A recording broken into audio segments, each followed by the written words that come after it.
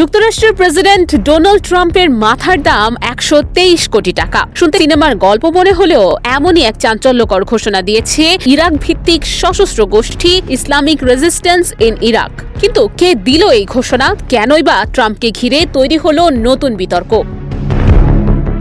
ইরানপন্থী সশস্ত্র গোষ্ঠী Islamic resistance in Iraq দাবি করেছে যে ব্যক্তি, প্রতিষ্ঠান বা গোষ্ঠী ডোনাল্ড ট্রাম্পকে হত্যা করতে পারবে তাকে দেয়া হবে $1 কোটি। বর্তমান বিনিময় হার অনুযায়ী যার মূল্য প্রায় 123 কোটি 12 লাখ টাকা।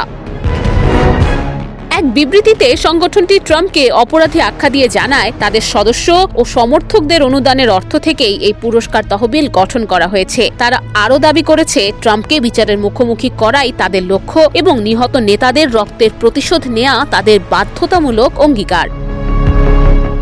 এই ঘোষণার পেছনে রয়েছে সাম্প্রতিক এক বক্তব্য। গালফ নিউজের প্রতিবেদনে বলা হয়েছে, হোয়াইট হাউসে ইরাকের প্রধানমন্ত্রীর সঙ্গে বৈঠকে ট্রাম্প বলেন, 2020 সালে ইরানের জ্যেষ্ঠ সামরিক কমান্ডার কাসেম সোলাইমানি ইরাকের মিলিশিয়া নেতা আবু মাহদি আল মুহান্দেস হত্যাকাণ্ডে তার ভূমিকা ছিল। এই বক্তব্য প্রকাশে আসার পরই ক্ষুব্ধ প্রতিক্রিয়া জানায় ইসলামিক রেজিস্ট্যান্স ইন ইরাক।